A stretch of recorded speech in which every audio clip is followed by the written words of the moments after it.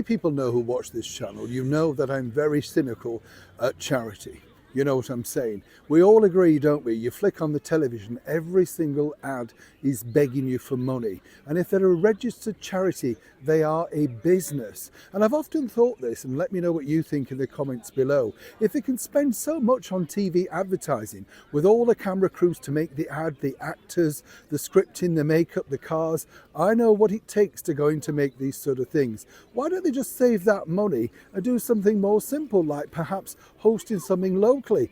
No, it's all about profile, making sure, of course, you keep the CEO in the comfortable lot of job and profit that they've grown accustomed to. But now it's hitting theatre even more over here in London's West End. You see, if you can't get an appointment to see your doctor, they're either normally on TV, 999, popping up on daytime shows, or way too busy to see you and I, the actual patient. Now it's ramped up even further. Let me explain. Hi, how are you? Thank you so much for your time today. Well, have a quick wave. Are you all right? Thank you, as ever, for taking the time out to join me. This is not a criticism. It's just something I really wanted to share with you, because they do sort of get on my wick, these people. Now, Dr. Ranji, as he's called, you know, he appeared in Panto up at the Bradford Alhambra a couple of years ago. So he was able to take all of that time off from the NHS, and allegedly is still a practicing doctor. Bit of an attention seeker is Dr. Ranji, in my opinion. You see, about a year ago, he said, oh, he couldn't be on This Morning anymore. That is the ITV daytime show that was once hosted by the disgraced TV presenter Philip Schofield, because, oh no, he wasn't treated well. It was bad for his mental health. But he's desperate to retain some foothold inside the world of show business. And this April at the Adelphi Theatre, he's going to be co-hosting with a Strictly Come Dancing dancer, Oti Mabuse, a special NHS Gala West End show.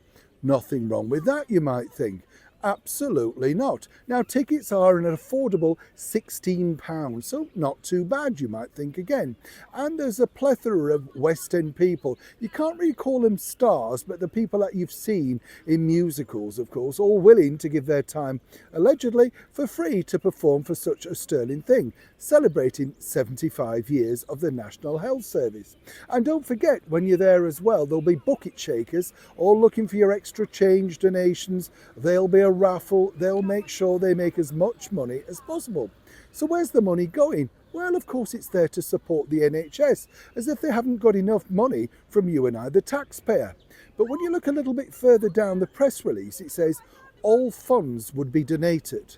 Now, I have a little bit of a problem with this, because what do they mean by funds? Is that after profit for the hire of the theatre, the staff, the makeup artists, the cars, whatever? They need to be a little bit more clear.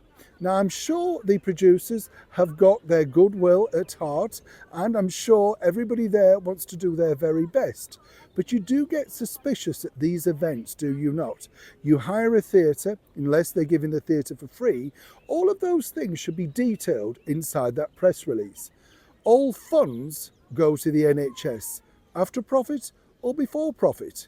Or as ever, are we just singing along, dishing out more money to some company, the NHS, that's had more billions chucked at it than ever before?